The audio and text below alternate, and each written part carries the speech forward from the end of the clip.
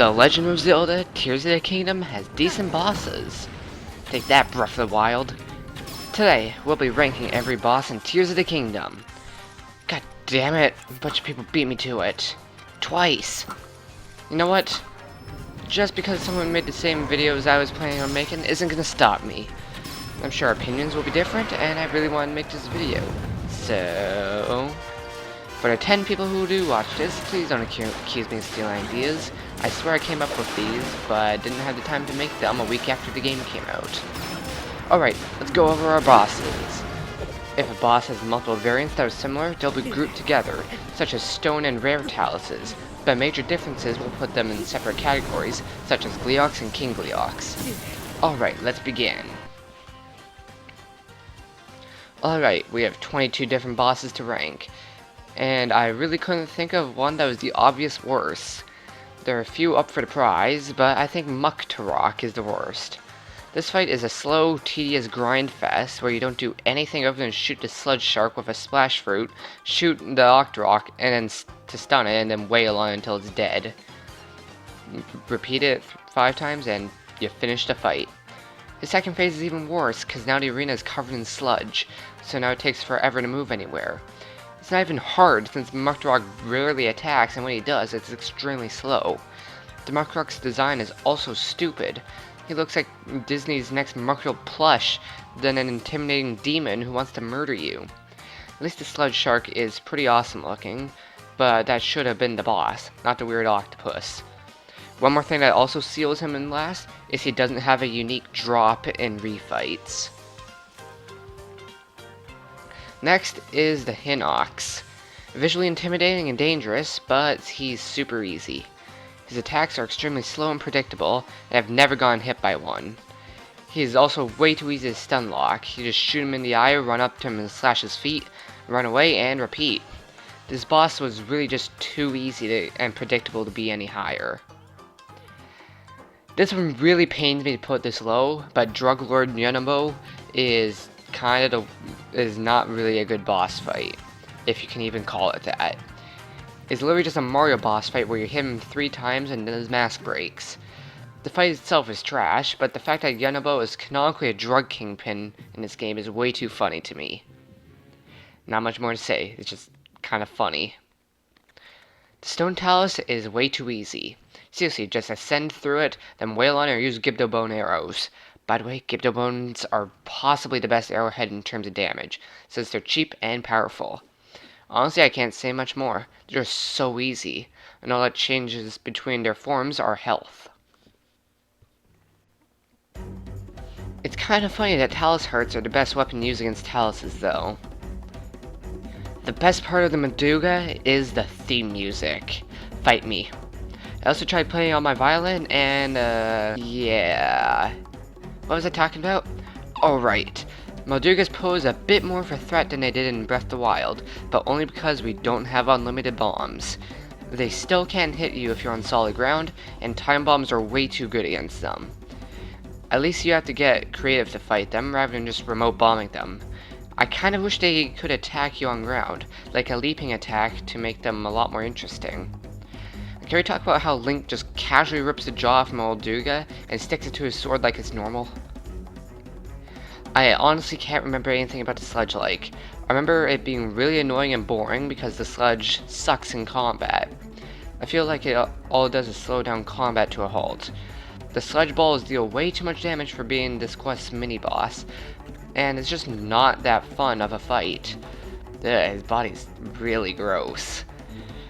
Also, it's cool that he nearly murdered the Zora King, who is an absolute Chad. By the way, where do you find this refight? Edit, I didn't record footage until I wrote this, I wrote the script before I recorded the footage, so in my refight, which I got footage for, damn, he was easy. And, like, I was not as far in the game this time as I was in my first playthrough. Why do people have trouble with it? Just bait out the uvula and slash at it. It's easy. Ah, Gloom Hands. This game's Guardians. I literally shit myself every time I hear the ominous music that kicks in and the sky turns red, only to find these hands about to grab me. In the end, all I do is find high ground and bomb them like an oil-rich country. These aren't bosses.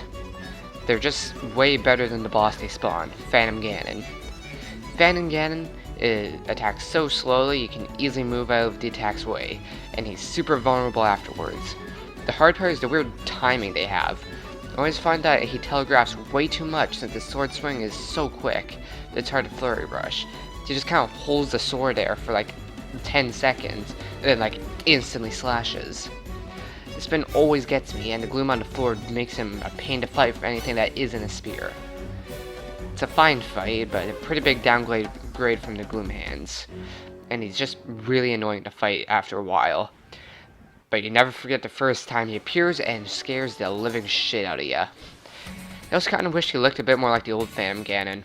At least you don't play tennis with him this time. Major spoiler alert. This is literally the final boss. Ready? Go. The Demon Dragon. It was fine. The largest version of Ganon was, again, a spectacle, but not difficult in the slightest. The idea of fighting a dragon Ganondorf while riding on a dragon Zelda is awesome, but amounts to skydiving onto Ganon, stabbing his things, and calling your Uber for a pickup so you can do it again. Until a giant secret stone appears on his forehead that you stab in a quick time event, and holy cow, it's awesome. The cutscenes before and after are amazing, and everything that isn't gameplay is probably the best Zelda content I've ever played.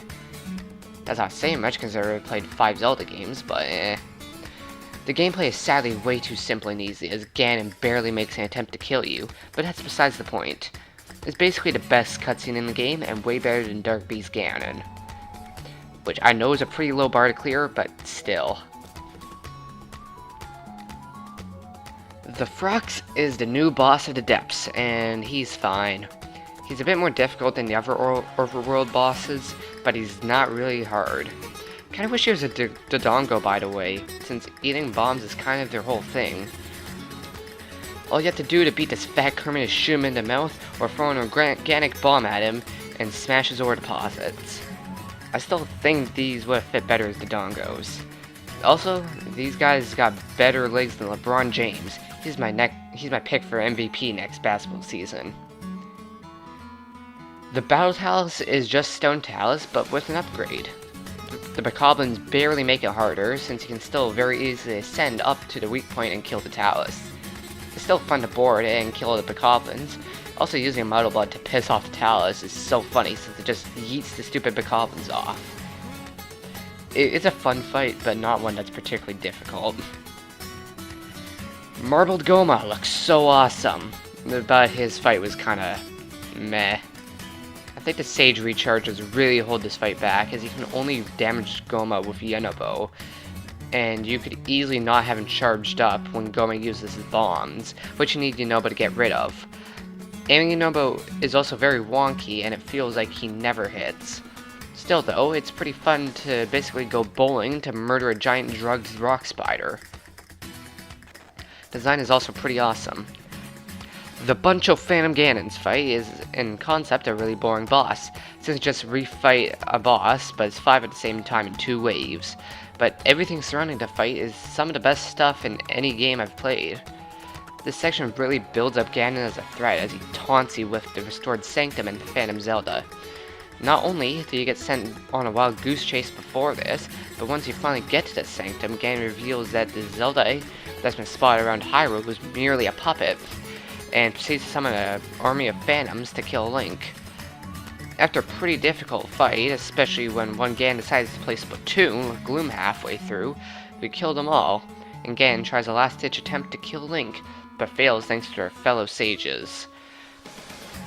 It's more of a cutscene, but it's pretty well done. The Flux constructs are perfect bosses for this game. They were clearly designed to make use of all the new abilities Link has, and the fights are more about smart ability usage rather than actual combat. There are so many ways to kill this thing, and it's 3 different phases. You can use Ultra Hand to pull out the blocks or go directly for the core, use Recall to attack the core in the UFO phase, and the block phase is kind of annoying. You can even use Ascend to reach the core easier in a few of the forms. It's kind of sad how easily it can be cheesed, just going to bullet time before the fight, and rail onto the core with Gibdo bone arrows. Pretty simple, but it's a really fun fight. Moragia is better than it has any right to be. It's a stupid fun fight, since you just get to fly around on a plane around Death Mountain and take pot shots at Moragia. I'm so glad that the plane doesn't run out of battery because of the 2 large batteries on it, and I think the wing piece doesn't despawn. I'm so glad at least one fight used Zonite devices in such a nice way, since they're really unimportant unless you're just messing around. The fight itself is really easy and simple, since Moragia barely attempts to fight you, and even when it does no damage. The only difficulty comes from aiming Yunobo. Overall though, it's more so just a fun boss, and I wish there were more random unique bosses throughout the game like this. Alright, we're now getting into really good bosses, with Queen Gibdo being our first boss here. This creepy undead bug thing poses a pretty decent threat, and I really like that you fight it twice, once before the lightning temple to give you a motive to scale it, and at the end where we strike her cocoon with lightning. The first phase where Queen Gibdo tries to sneak up on you with her condensed sand beam is really interesting, but I find that a lot of times it looks like she's in her attack, like, her weakened state, but she isn't, and she just doesn't get hit. Her second phase isn't nearly as good, as it becomes way too enemy spammy, and it's a pain dealing with all the Gibdo while the Queen is hitting you with 360 no scopes. I also like that as you destroy the hives, you can use the new light to stun both Queen Gibdo and the regular Gibdos, if you have a mirror shield. Just a pretty good fight with minimum gimmicks attached. Still find like the hit thing weird though. The boss of the Spirit Temple is literally a boxing match against a possessed mech. I love how it's like completely serious, but ends up just being really funny, since it's literally just a mech v mech fist fight. The gloom covering the floor really forces you to use Minoru. This fight makes very good use of Minoru, but it's a shame that this is really the only segment of the game to utilize her. I never found a reason to use her after this because she's just so bad. Anyway, the fight itself takes a bit of getting used to, since you can't damage the boss through normal means. You need to hit into the ropes. Eventually it turns into a flying mech and bombards you with cannonballs. Too bad it can move a foot to the left. It's a really fun fight, it's pretty enjoyable. It's not really fair that the Fat Man Master Kohga of all things is this high, but since I'm judging all 4 fights, he gets a huge advantage because of it. All his fights use a new Zonite vehicle, which each one is better than the last. The car is fun to run around and board, or you can shoot Kohga in the head. The plane is fun since you get to use springs and rockets to make your way up to the master. And in the boats, he has reinforcements, and an arrow in the head. The final phase is a mech that plays out very similarly to the Sea's construct, which is mildly disappointing. But you need to aim for the legs, so there's that. Take Master Miyagi's advice. Overall, Master Kohga is such an amazing character in this game, and he always gets a laugh out of me since of his personality. Especially when he pulls a team rocket at the end and blasts off away. Colgera was easily the most impressive of the main dungeon bosses. Holy cow, it's huge. The theme music is awesome, and the boss itself is easily the best looking one. It's not the hardest fight, which I find a bit disappointing, but it is since it only has 3 very slow attacks. When I first did this fight, I only used arrow to snipe its weak spots, which is totally not how you should do this fight. How you should do it is skydiving through his icy weak spots. It is so satisfying to do, and is such a clever way to build on established mechanics, since in the overworld, you could skydive through ice and instantly break it. I also love the refight drop, the Colgera jaw. It just looks so awesome. It has amazing music, like, perfect boss, man. My only complaint is that tooling could have been used a bit more, but it's such a good fight. The returning Gleeok fight is possibly the hardest fight in the game, after maybe 2 others. It has 3 different variants spread across the world that changes things up significantly. Those variants being the Thunder, Fire, and Frost Gleeoks. It's really fun to snipe all the heads and see them flop around as you wail on them. The fight's not too hard as long as you have a ton of arrows, until the final phase where Gleeok flies up into the air and rains down some really strong attacks. The solution of using the updrafts or recalling the icicles is such a fun way to get up there, although the Thunder one is a bit finicky. Once you shoot all the heads, the Gleeok falls to the ground, usually killing it in the most satisfying way possible. The only thing I dislike about it is how many arrows you chew through, but it forces you to prepare better. I also wish the heads flew off and began attacking like they did in the OG Legend of Zelda game. But that just might be like, because one of the only Zelda games I've played.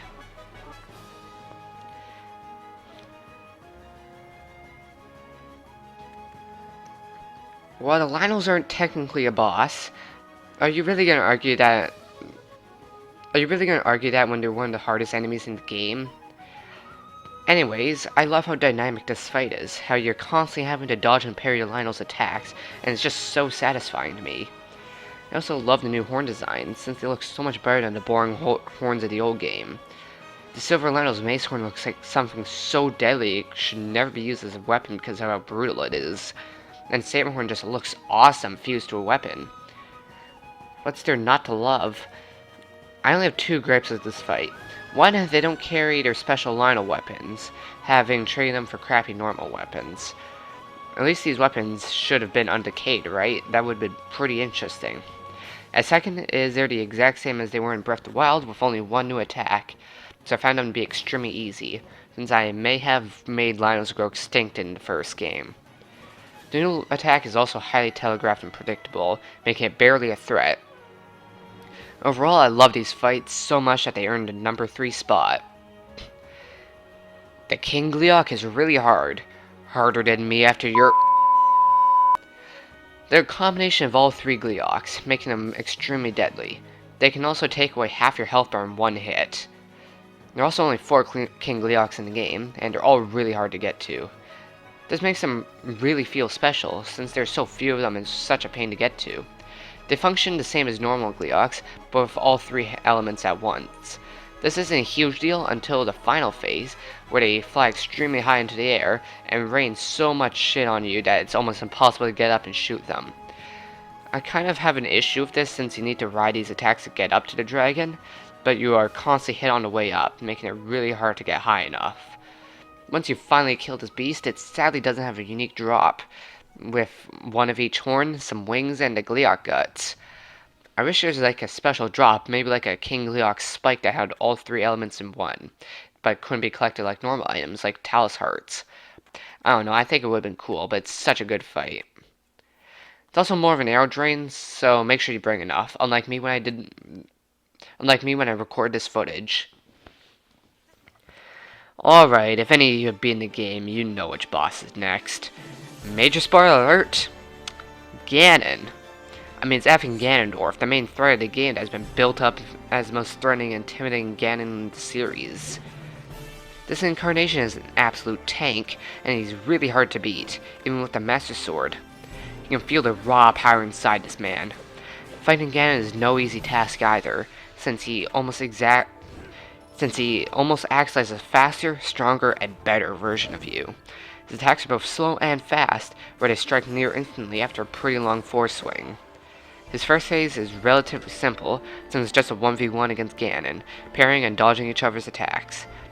You also need to be careful not to get hit, as he will seal away your hearts for the rest of the fight. The second phase is even better, where he transforms into the Demon King and can swap weapons, and has more ways to use them. He can even flurry rush you. It gets to the point where he flurry rushes you and you have to flurry rush him, or you flurry rush and he flurry rushes that you have to flurry rush to hit him. Your sages even come in to lend a hand, but they really don't do anything. Also the health bar, man. Once you do enough damage, Ganon kills all the sages, and it's again a 1v1 against the Demon King himself. At this point he can even break your hearts. He won't seal away your hearts this time, but he'll get rid of them permanently. Seriously, this guy isn't playing around. Once you beat him, it's so satisfying to watch him suffer and turn into a dragon. Sadly, the Demon Dragon, while looking awesome, isn't nearly as good of a fight, but I'm glad it wasn't too hard. Seriously, this might have been the best final boss in any video game I've ever played. That's factoring bosses like Super Dimencio, King Ollie, and Bowser from Mario Odyssey. Well, that's gonna be it for this video. I hope you enjoyed, and leave your rankings in the comments. I'm very interested to see what you all have to say. With that said, like, comment, and subscribe, and see you guys next time. Also, be ready for my materials ranking in about 2 weeks. I'm going on a bit of hiatus, so have fun.